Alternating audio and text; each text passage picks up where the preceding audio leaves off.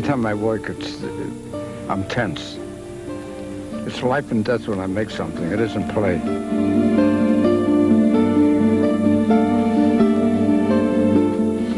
I wasn't afraid when it came to art. It's the only sacred thing in the world. I never compromise. My whole idea is to make a work of art that should live. NAKIAN produced an art that, first of all, I think puts him in a world class. He's one of the most important sculptors working today. I think he's in touch with the great tradition of sculpture. I mean, I think that's what makes a great artist, that he knows the past and is able to translate the past into something meaningful in the present. He has temperament, and I think temperament is everything in art.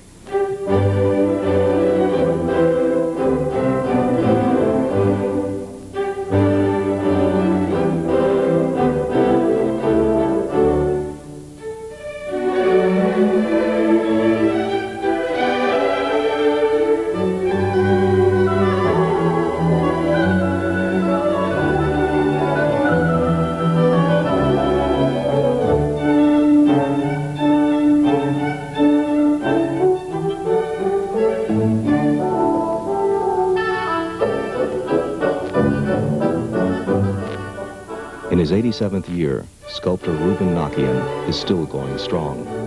A contemporary of Willem de Kooning, Arshile Gorky, and others, NAKIAN is a survivor of a heroic generation of modern artists. Yet his sculpture evokes mankind's ancient artistic roots. His themes evolve from our archaic myths and mysteries.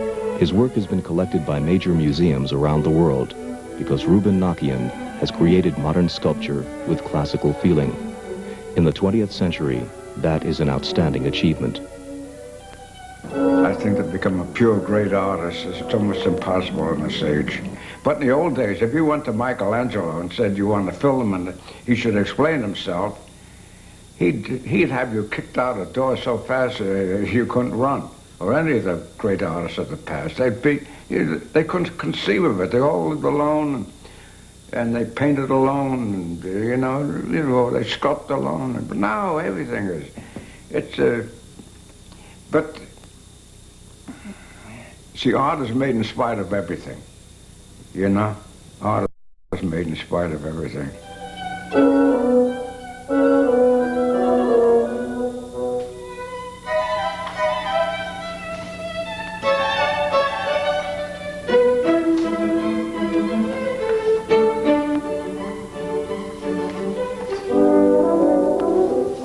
Although NAKIAN's work can be earthy and strong, he also loves the elegance of simple line drawing. That's why many of his sculptural ideas have originated in drawings. NAKIAN's favorite subjects are the antics of the Greek gods. He is captivated by that mythic world of love and sensuality where gods and humans play together. In my work, the main subject is the female nude, you know? So I tie it up into a story subject with the bull or a swan. Elaborate it, finish the composition, you know? And I come out of the old Renaissance thing where you had to have a composition. That was it. It had to fit in a triangle or, you know, the whole thing. It wasn't just one figure. You got, you know, you had to say a story.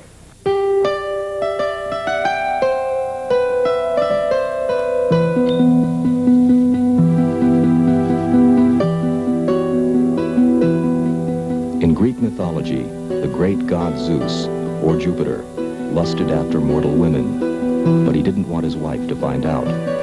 So he changed himself into many different animal forms, like a swan or a goat. NAKIAN takes this very ancient and very modern subject of lusty male and enticing female, and he treats it with poetry and humor.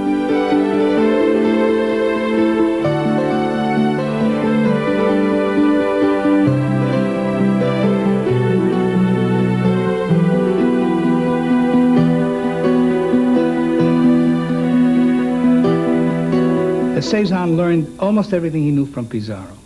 Yet Pizarro is the mild artist who has a modest temperament, who is sweet, gentle, intelligent, far more than any of the other artists of his period. And then you have Cézanne, who's half mad in many ways, but who evidently has some kind of a temperament, a drive, a demon, okay, that makes him do things that are beyond anybody else's capacity. So there must have been a demon like that in all the great artists. Reuben has temperament, and he has this feeling for life and for everything that's passionate in life, and for his own pleasure and for the joy of living. And I think that's what marks his work, distinguishes it from all the others. If it hasn't got sensuality, a small amount of sensuality, it's just dry. If you look at a telephone pole, it's rigid, and you look at a tree next to it, you see the difference. A tree is sensual, a telephone pole is nothing. So in art, you have to have blood and juice in it. I guess you'd call it erotic. I mean, life is erotic.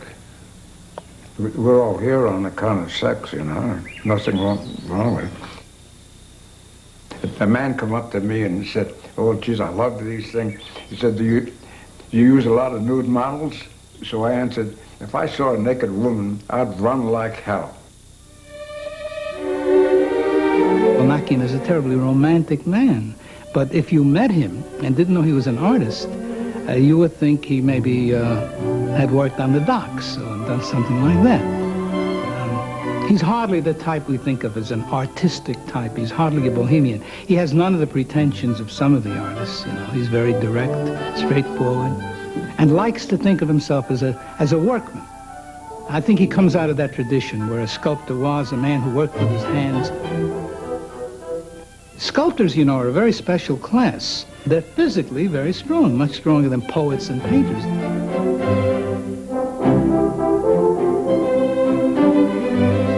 NAKIAN's best-known works are his monumental sculptures in steel and bronze. Although they are abstract in form, these major sculptures, like his smaller works, are based on classical themes. Mars and Venus, Leda and the Swan, Garden of the Gods, The Birth of Venus, and the Emperor's Bedchamber. He wanted them to be larger than life, just of course in mythology the gods are. For NAKIAN, it really became a way of conducting a kind of dialogue for him between contemporary experience and the language of the old masters. So that when he does the Goddess of the Golden Thighs, it is inspired by some dream he may have of ancient Greece and of great Greek art. NAKIAN is still fascinated by ancient and modern art. Here at the National Museum of American Art in the Smithsonian Institution, he admires both neoclassical sculpture and also the work of his contemporaries. What's the material? Aluminum? It's aluminum. Yeah. NAKIAN didn't come from an especially artistic background. He was born in 1897. His parents were Armenian immigrants, and his family was poor. As a young man, he dragged a friend with him to visit the Metropolitan Museum of Art. Well, I walked in there and saw all this great sculpture, and it looked like I'd known it all my life. When I saw videos of Michelangelo, I felt, you know, it was part of my life all my life. With keen determination, NAKIAN set about to become an artist. He was only in his teens when he took his sketches to the important sculptor, Paul Manship. As I went to see him, I showed him this sketchbook, and he was amazed. NAKIAN became Manship's apprentice in 1916. He couldn't have had a better teacher. During the first decades of the 20th century, there wasn't a sculptor more admired than Paul Manship. Although NAKIAN hadn't originally intended to become a sculptor, under Manship, he received a first-rate training in the fundamentals of sculpture.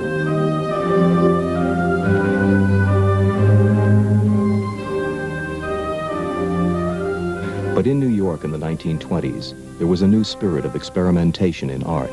So in 1922, NAKIAN left Manship and set up his own studio.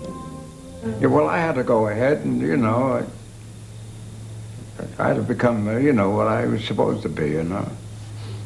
You You have one manship, that's enough. You're going to have a second manship. That whole thing, you have one Michelangelo. You have two, it would be a pain in the neck. You couldn't stand it.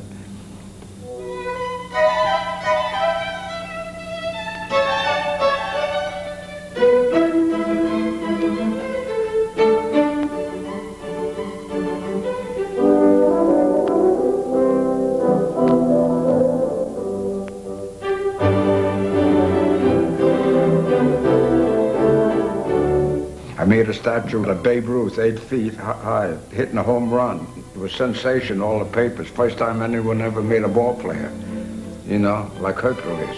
For an average man, he was in heaven. When he saw that, he was ecstasy. So that was a kick, Commissioned in 1933 to do a portrait of New Dealer Hugh Johnson, Nakian began a series of portrait busts of prominent figures in FDR's cabinet.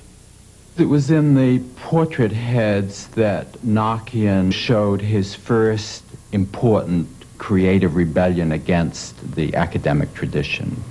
After all, a portrait is the most easily understood art object. I mean, we expect, the nose to be where the nose is and the eyes to be where the eyes are. He was reaching for something beyond that. He was reaching for expression. The Duchamp head is still, in 20th century sculpture, a rather radical object. Now, of course, it looks the way we expect a modern sculpture to look. Then, it was very hard to take. An art public would have found it ugly, alarming, and want to reject it. Although his portrait busts attracted good publicity, Nakian was still broke. I can't complain about the good publicity I have, saying how wonderful and great and everything, but then no one will buy. It's been going on for years, which is a good thing because I'm left alone, so I go into I explore a new stage. If I was accepted when I made the Babe Ruth or the FDR heads, I would have been doing that kind of art. I'm ignored, so I go into hiding, and I do art to satisfy myself. I explore and evolve something new. So you're lucky in this world if you're ignored in this age. And something else, if you get too famous, you're assassinated. So the thing to do in this age is hide in the woods.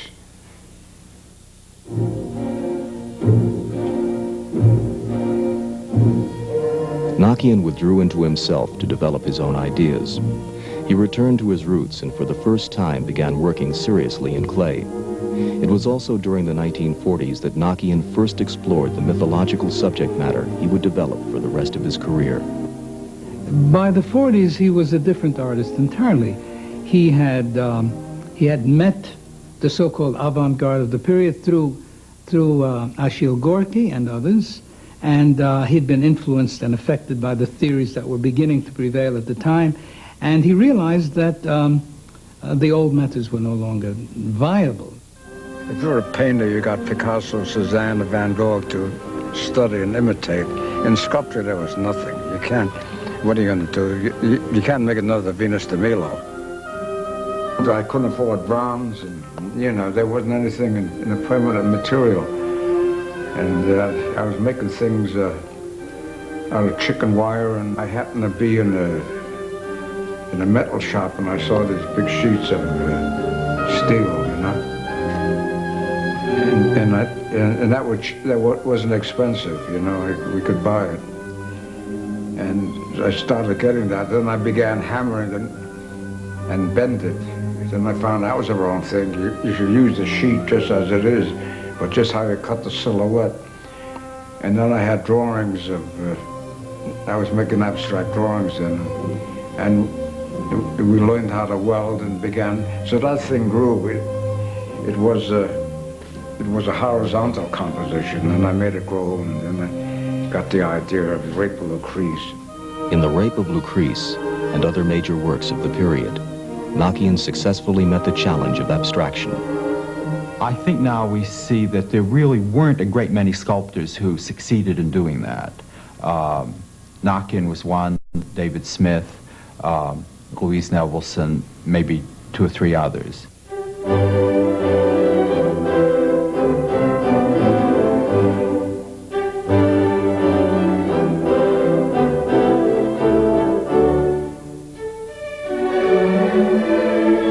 his monumental works of the 1950s and 1960s, NAKIAN became recognized as one of the most outstanding sculptors of his generation.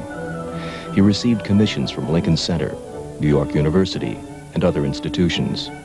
Major museums like the Museum of Modern Art and the Hirshhorn collected his work.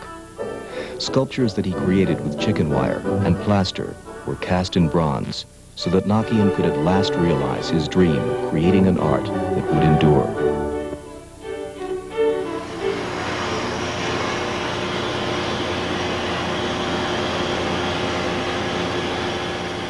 Today, at age 87, NAKIAN is still working, creating works in paper, terracotta, and bronze. Here at the Coriat Foundry, he watches as hot molten bronze is poured into sculpture molds. Later, he will select a shade for the final patina coat. Earth, fire, water, the fundamental elements are absolutely central to his whole sense of himself as an artist. Transforming metal under the pressure of fire and intensities of heat is a rather ancient enterprise, too.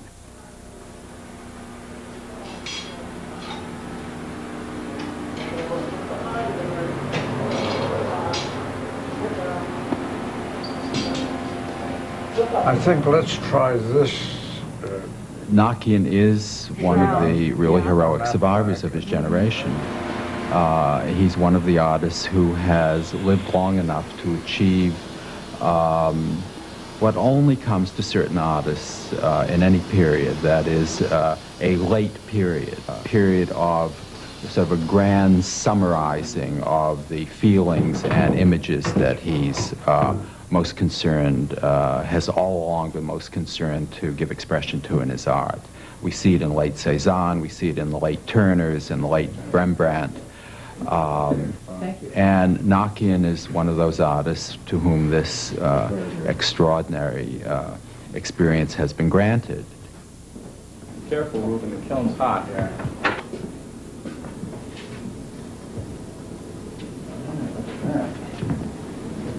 What do you think?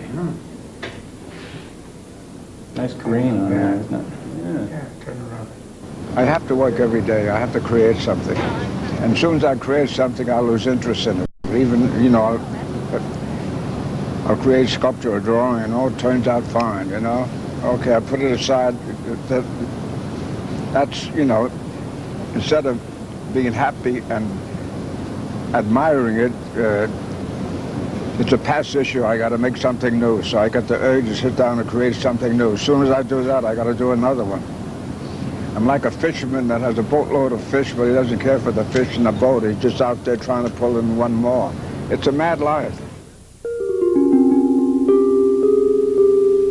A prolific artist, NAKIAN digs deeply into the past to unearth the essence of sculpture. One of the greatest influences I had was cave drawings, you know, that they discovered 100 years ago. And that was the start of studying, you know, what art is. The cave drawings which inspire NAKIAN were not merely decorations. For ancient man, art held a power and a magic it has largely lost today. Like cave artists, NAKIAN depicts animal, human, and divine figures to give us a glimpse of an archaic wisdom and unity with nature that resonate through time.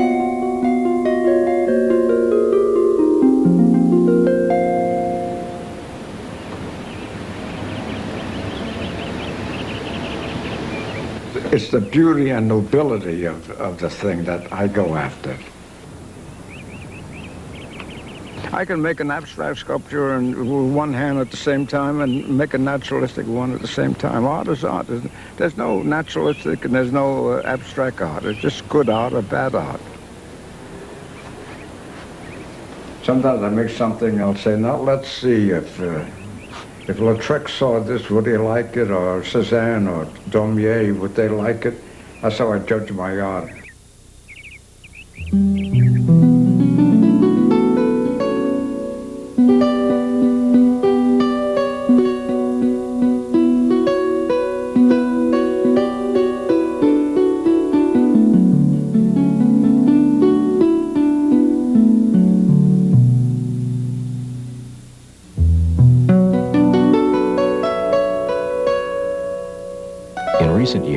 Nakian has continued to work in terracotta, the ancient art medium used by the Greeks. The monumental goddesses he depicted in his prime years have been transformed into elegant nymphs in his later work.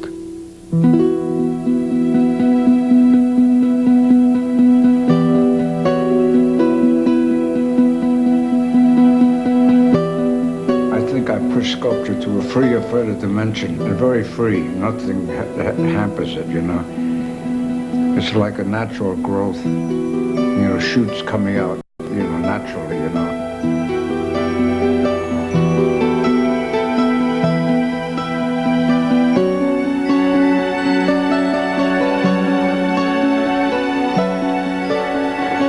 The great creator every now and then puts a spirit into a human being, and he creates something great to civilize the rest of humans.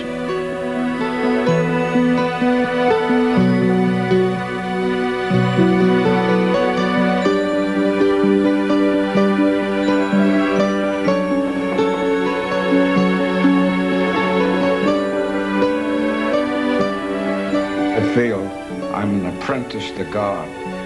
I love what he created, and I make variations or stylized drawings, sculpture of the same thing, of the bulls, of a naked woman, or a dolphin, or whatever it is.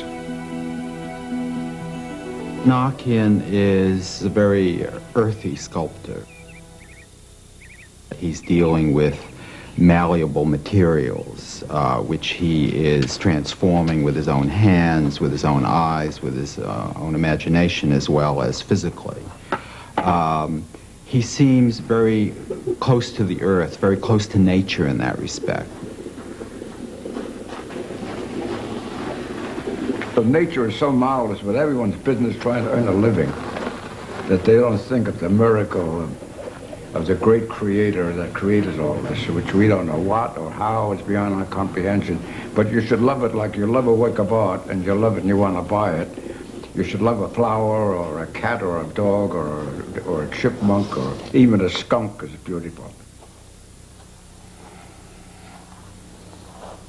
I love the miracle of, look at the flowers over there. Now, how the hell do those flowers grow and get that color and that leaf and that shape all by themselves? They don't go to Harvard, they don't go to Yale, they haven't got a degree, they don't have to buy a pair of shoes. Well, I haven't got the energy I had, and that gets me angry too. Because even a couple of years ago, I was like a young man. You can't last forever, you know. And they're all saying you got to keep it up. From 1915 to now, what is that, about 70 years? But I've been constantly, you know, trying to produce art. It's about time I quit. It isn't respectable that when you reach 87 to keep on doing art. You should sit in the backyard and drink, or go fishing, or chase girls. Nakian enjoys lunch with his family and assistants. If you think I'm a character, you ought to meet my wife. She's more of a character than I am. A companion throughout his life, his wife Rose has been both his supporter and his loving critic. We asked her whether she is ever jealous of the women in his sculpture. Oh, heck no. Fantasy, my dear lady. Fantasy, don't forget the word fantasy in connection with Reuben Nakian. He fantasizes galore. It'll be 50 years this fall we're married. We're tough characters. What are you going to do to celebrate? I'm going up north to the Arctic, and she's going down to Antarctica. Well, what is it that has been the glue in your 50-year marriage that has kept the two of you together so... Stubbornness. This man's, in the Armenian tradition, they say the Zaitunze people, of which that is his stock, family stock. They have always been noted for their stubbornness. He's stubborn, and I don't give it an inch, so between the two of us, we kill each other. I'm stubborn. Well, we manage very well. Here's to 50 more years. Please. Okay.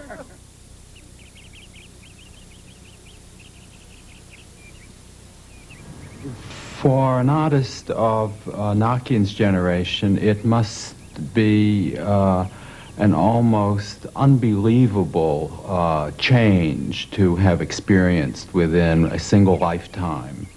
To see the way the role of the artist has moved from being an obscure figure on the margin of society to now having become a kind of adored figure in cultural life.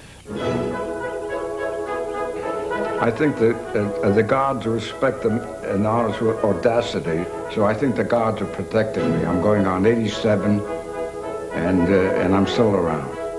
He's achieved an extraordinary sense of continuity with the great art of the past, which not that many modernists were concerned to do, or perhaps were even capable of doing. He was a man whose style changes from time to time, but who always somehow manages to go back to the myth, to the erotic, to the things that sustain humanity.